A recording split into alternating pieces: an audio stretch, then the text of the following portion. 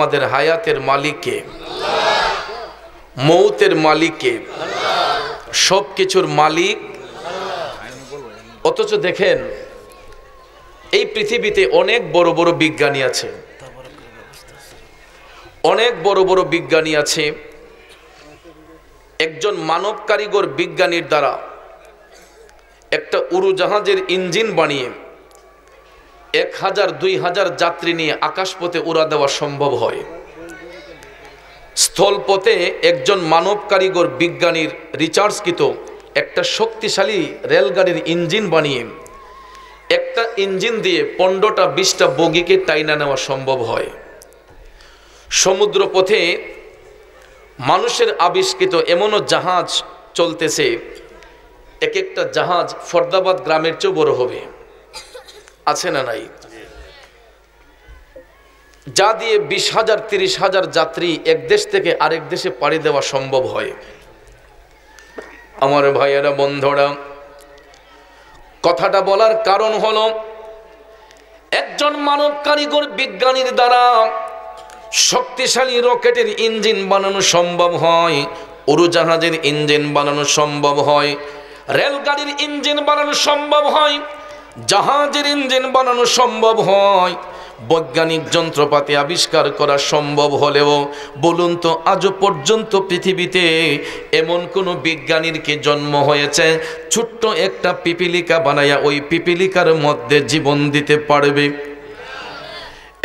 নবীর প্রেমিকেরা, পিপিলিকাটা দেখতে যদিও দুর্বল মনে হয়, হাঁটতে গেলে পায়ের নিচে পড়ে, হাতের চাপায় পড়ে, ওই পিপিলিকার মধ্যে একটা জীবন থাকে। তাইলে বলুন ছোট্ট পিপিলিকার মধ্যে জীবন দিয়েছেন কে?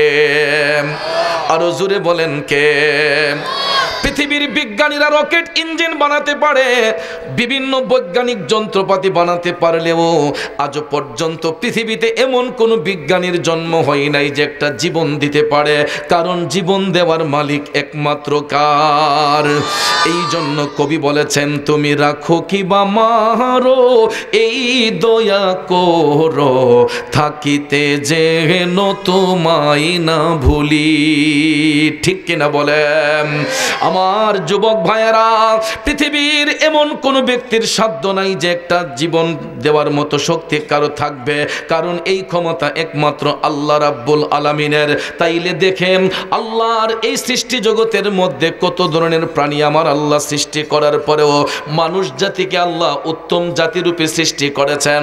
আজকে আমরা উত্তম জাতি হওয়ার পরেও আমাদের দ্বারা খুন করা সম্ভব হয়, মানুষ হত্যা করা সম্ভব হয়, বোমাবাজি করা সম্ভব হয়, চাঁদাবাজি করা সম্ভব হয়, ক্ষমতার জোর দেখাই, সম্পদের দখলদারি দেখাই। আব্বাজিরা আমার, বন্ধুরা আমার, বলুন এই ক্ষমতা বহুদারি একদিন কি থাকবে? সব চুরমার হয়ে যাবে। এই জন্য কোনোদিন ফখর করতে নাই, আড়াই বড়াই দেখাতে নাই। কারণ আল্লাহ রাব্বুল আলামিন কোরআন শরীফের মধ্যে অন্য এক আয়াতে কারিমায় আমাদেরকে জানিয়েছেন, মিনহা খালাকনাকুম ওয়া ফিহা নুঈদুকুম ওয়া মিনহা নুখরিজুকুম তারাতান উখরা। জোরে বলুন ঘোষণাটা কার? আল্লাহ কই, বান্দা তোমরা যতই লাফালাফি করো না কেন, একটা কথা স্মরণ রাখবা, আমি আল্লাহ যেখান থেকে তোমাদেরকে সৃষ্টি করেছে আবার সেই জায়গার মধ্যে তোমাদেরকে পাঠিয়ে দেব। শেষ বিচারে আমি আল্লাহ ওই জায়গা থেকে আবার তোমাদেরকে উত্তোলন করব। তাইলে বলুন আমার আপনার কোনো বাহাদুরি আসেনি? এই জন্য আল্লাহ তাআলা আরো জানিয়েছেন, কুল্লু নাফসিন যায়িকাতুল মাউত, প্রত্যেক আত্মাকে মৃত্যুর স্বাদ গ্রহণ করতে হবে। অর্থাৎ যে জাতির জন্ম হয় সে জাতির মৃত্যু অনিবার্য। পৃথিবীতে কেউ অমর হয় নাই বাবাজিরা আমার, বন্ধুরা আমার, জন্ম যার হয়েছে তার মৃত্যু অনিবার্য। কথা বলেন ঠিক না বেঠে? আর এই জন্য আল্লাহ রাব্বুল আলামিন আমাকে আপনাকে জানিয়েছেন, মৃত্যু হওয়ার আগে আমার আপনার কাছে মৃত্যুর যন্ত্রণা আসবে। ওই কথাটাই আল্লাহ তাআলা কোরআনুল কারীমের সূরাতুল কফের 19 নম্বর আয়াতে কারিমার দ্বারা আমাদেরকে শিক্ষা দিয়েছেন। আসুন জেনে নেই আল্লাহ তাআলা কি বলতেছেন। বিসমিল্লাহ বিসমিল্লাহির রহমানির রহিম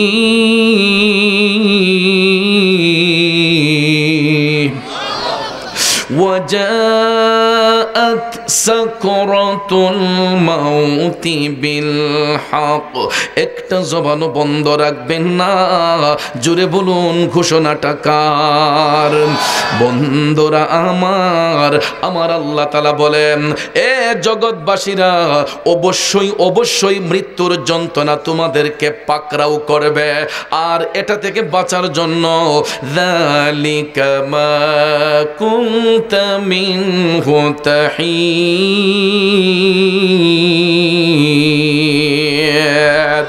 আল্লাহ কই মৃত্যুর যন্ত্রণা থেকে বাঁচার জন্য তোমরা আমি আল্লাহর নিকট অব্যাহতি চেয়েছ। এক্সাম্পল লক্ষ্য করে দেখবেন, কোন ঘরে বসে আমরা মোনাজাত করলে, মসজিদে বসে মোনাজাত করলে, মাহফিলে বসে মোনাজাত করলে, যেই কোনো পরিস্থিতির মোকাবেলায় মোনাজাতে আমরা হাত উঠাইলে এক পর্যায়ে আল্লাহর দরবারে আমরা ডাক দিয়া কই, আল্লাহ আমাদেরকে মৃত্যুর যন্ত্রণা দিও না। অনেক সময় আমরা আল্লাহরে কই, আল্লাহ গো আমাদেরকে রাস্তাঘাটে মরণ দিও না। অনেক সময় আল্লাহ তাআলারে আমরা ডাক দিয়া কই, আল্লাহ আমাদেরকে ঈমানের সহিত মরণ দান কইরো, বলি কি বলি না? অনেক সময় আমরা এটাও বলি, আল্লাহ দয়াল নবীর চেহারা দেখাইয়া দেখাইয়া আমাদেরকে মরণ দিও। এই কথাটা আমাদের মুখ দিয়া আসে কি আসে না? এ ফর্দাবাদের যুবক ভাইয়েরা, ও মুরব্বী বাবাজিরা আমার, কারণ মৃত্যুর যন্ত্রণা থেকে আমি আপনি কেউ বাঁচতে পারবো না। মৃত্যু হওয়ার আগে আমার আপনার মৃত্যুর যন্ত্রণা হবে। এই জন্য সুনানে নাসাই শরীফের মধ্যে আমার মদিনার কামলিওয়ালা নবী, দয়ার নবী, মায়ার নবী বলছেন যে মৃত্যু হওয়ার আগে মৃত্যুর যন্ত্রণা যখন হবে, ওই মুহূর্তে আমার আল্লাহ মৃত্যুর ফেরেশতাকে পাঠাবেন। মৃত্যুর ফেরেশতার নাম হচ্ছে মালাকুল মউত আজরাইল আলাইহিস সালাম। আব্বাজির আমার, পৃথিবীর কোন মানুষ আজরাইল আলাইহিস সালামকে দেখবে না।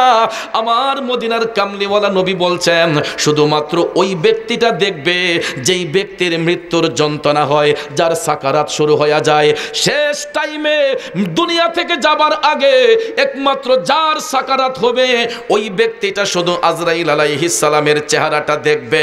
আর দেখতে যাইয়া নবী বলছেন আজরাইল আলাইহিস সালামের দুইটা সূরত মোবারক থাকবে। মুমিন ব্যক্তিদের জান কবজের সময় আজরাইল আলাইহিস সালামের সুন্দর একটা সূরত থাকবে, আর জাহান্নামী ব্যক্তিদের জান কবজের সময় আজরাইল আলাইহিস সালাম ভয়ঙ্কর একটা সূরত ধারণ করে আসবে। আল্লাহু আকবার। আজকে আমরা জেনে নেব মুমিন ব্যক্তিদের মৃত্যু হয় কিভাবে, জাহান্নামী ব্যক্তিদের মৃত্যু হয় কিভাবে। ওই দুইটা জিনিস কম্পেয়ারের জন্য আজকে এই আয়াতে কারিমার তাফসীর ভিত্তিক আলোচনা হবে। শুনতে রাজি আছেন তো সবাই? আব্বাজির আমার, আল্লাহর হাবিব সাল্লাল্লাহু আলাইহি ওয়াসাল্লাম বলেন, যখন কোনো মুমিন ব্যক্তি মৃত্যুর বিছানায় শুয়ে যায়, ওই মৃত্যুর বিছানায় শোয়ার সময় তার যখন মৃত্যুর যন্ত্রণা ফিল হয়, এমন সময় দেখবেন তার স্ত্রী, সন্তান, স্বজনরা চতুর্পাশে ব্যারিকেড দিয়ে বসে থাকে। ঠিক না ঠিক? যখন সাকারাত হয় তখন দেখবেন ওই ব্যক্তি যখন মৃত্যু সজ্জায়, আমরা স্বজনরা দেখবেন সবাই, প্রতিবেশীরা অনেক সময় পাশে বসে থাকি, দোয়া কালাম পড়ি। কথা কোন ঠিক কিনা?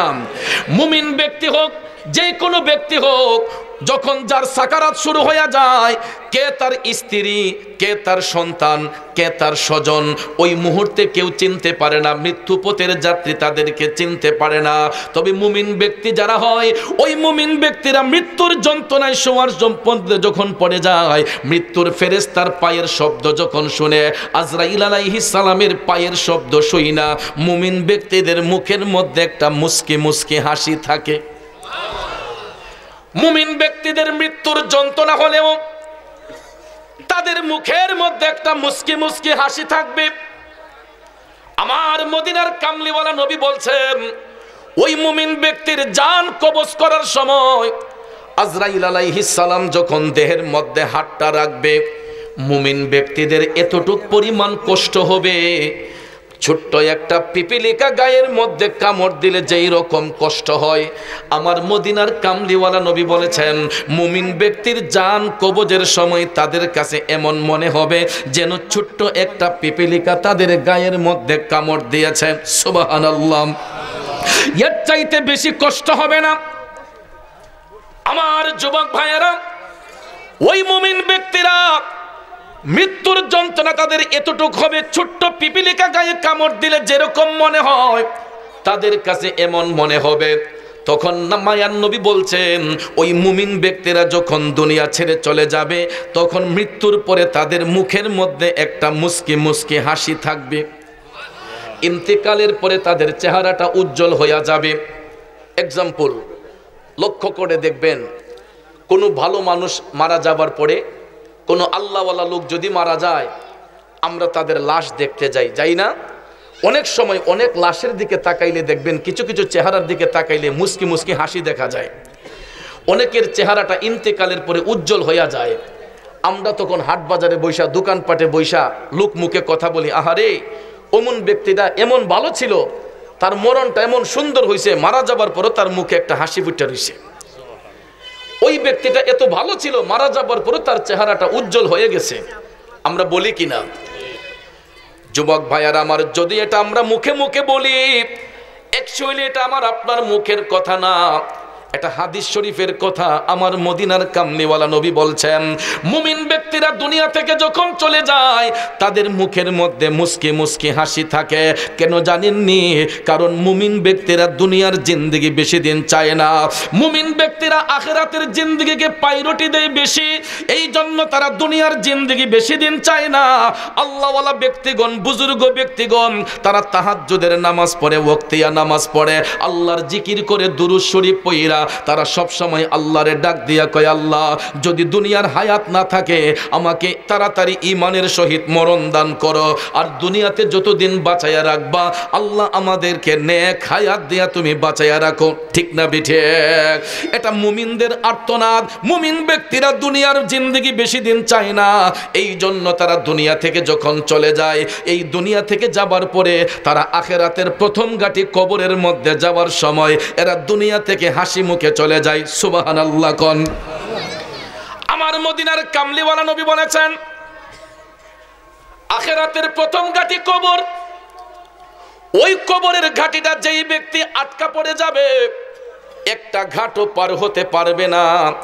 আর কবরের ঘাটটা যেই ব্যক্তি পার হয়ে যাবে, একটা ঘাটে ওই ব্যক্তি আর আটকে থাকবে না, প্রত্যেকটা ঘাট পার হওয়া তার জন্য সহজ হয়ে যাবে।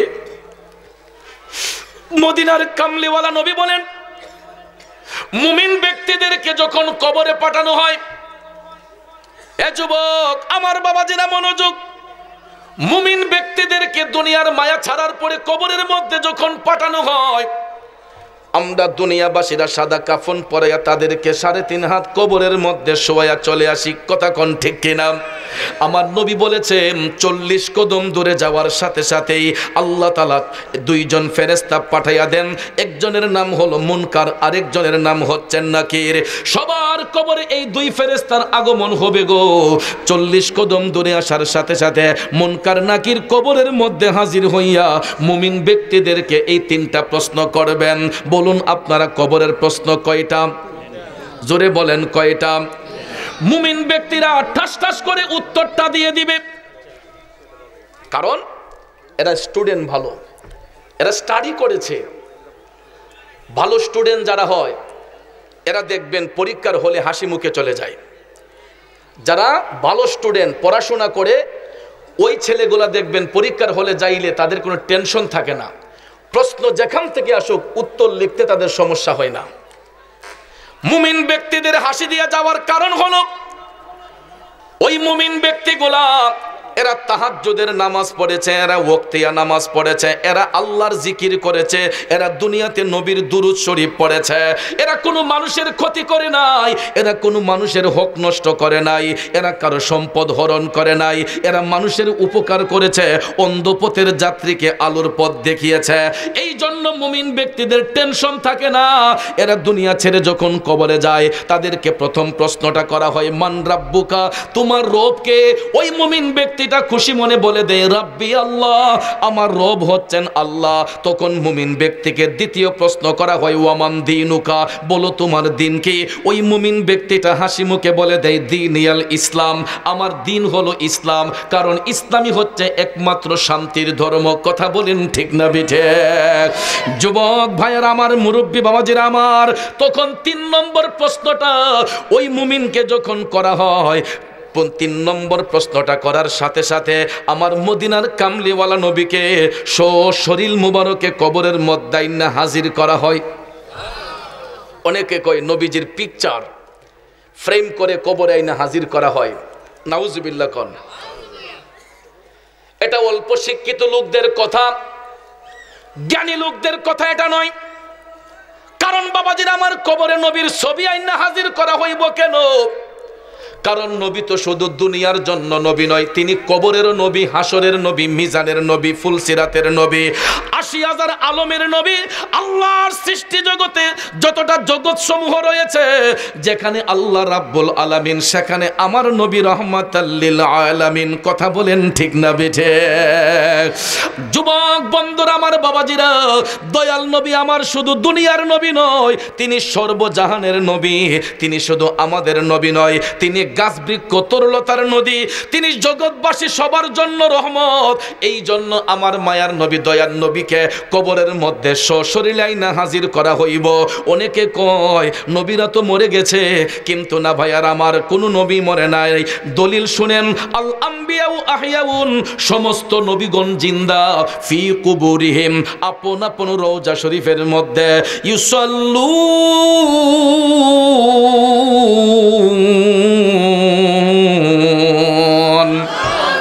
তারা নির্দিষ্ট টাইমে সালাত আদায় করছেন। ইউসাল্লুন এটা মুজারের সেগা, আলেম উলামাগণ বুঝবেন ভালো। ইউসাল্লুন এটা মুজারের সেগা। মুজারের সেগা মানে এটা অতীত বর্তমান ভবিষ্যৎকে বোঝায়। অতীত বর্তমান ভবিষ্যৎকে বোঝায়।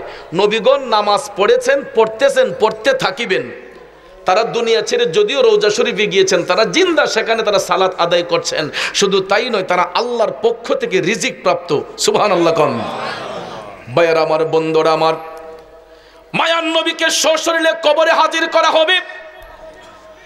তারপরে ওই মুমিন ব্যক্তিকে প্রশ্ন করা হবে ওয়ামান হাজার রজুল, বলো তোমার রসুলকে। ওই মুমিন ব্যক্তিটা দুনিয়াতে যেমন নবী নবী কইয়া কান্দা গেছিল, আমার নবীর প্রেমে ফানা ছিল, কবরে যাইয়া যখন আমার নবীরে দেখবে, ওই মুমিন ব্যক্তিটা বলে দিবে হাজা মুহাম্মদুর রাসূলুল্লাহ সাল্লাল্লাহু আলাইহি ওয়াসাল্লাম। জুরে কি সুবহানাল্লাহ বলবেন না? কারণ নবী ছাড়া ওই কবরে নাই রে বান্ধব নাই, নবী ছাড়া ওই কবরে নাই রে বান্ধব নাই। হাসরেতে নবী ছাড়া নাই দরদি নাই। ঠিক কিনা বলেন? দুইটা হাত উঁচু করে বলে দেন ঠিক না বেঠে? নারায়ে তাকবীর। আপনারা যে আওয়াজ দিতেছেন, এই আওয়াজে বোঝা গেছে যে আপনারা কেউ দুনিয়ার উপরে নাই, সবাই কবরে আছেন। আসলে কি আপনারা কবরে আছেন না দুনিয়াতে আছেন? তাহলে দুনিয়ার আওয়াজটা তো এখনো আসে নাই বাবা, একটু মহব্বতে বোঝাতে হবে। কারণ মাঠটা গরম না করলে, এত অতিথিবৃন্দ আমাদের মধ্যে আসছেন, তাদেরও তো একটা উৎসাহ থাকতে হবে। কথা কোন ঠিক না বেঠে? মাঠটাকে একটু গরম করে একটা তাকবীর দিতে হবে। নারায়ে তাকবীর, নারায়ে রিসালাত। পবিত্র ওয়াজ ও দুয়ার মাহফিল। কষ্ট হয়েছে আপনাদের? রাগ করেছেন আপনারা? এরকম স্লোগান দিলে ইমান দুর্বল হয় না তাজা হয়? ইমান দুর্বল হয় না তাজা হয়? এগুলা স্লোগান দিলে, রেসালতের স্লোগান দিলে ইমানগুলা তাজা হয়। কিন্তু এখন রেসালতের স্লোগান অনেক জায়গায় বন্ধ হয়ে যাচ্ছে। অনেকেই শুধু লিল্লাহি তাকবীর, লিল্লাহি তাকবীর, শুধু আল্লাহর জন্য তাকবীর। আপনারা বলেন তাকবীর কি শুধু আল্লাহর জন্য হবে নাকি নবীর জন্য হবে? আল্লাহর জন্য তাকবীর দিলেও আল্লাহ খুশি, না দিলেও আল্লাহ খুশি। আল্লাহ কয় আমি তখন খুশি হই আতিউল্লাহ ওয়া আতিউর রাসূল, আমি আল্লাহকে ডাকো, সাথে সাথে আমার হাবিবকে ডাকো। আমার হাবিবের ইজ্জত যার কাছে আছে, আমি মওলার সম্মান তার কাছে আছে।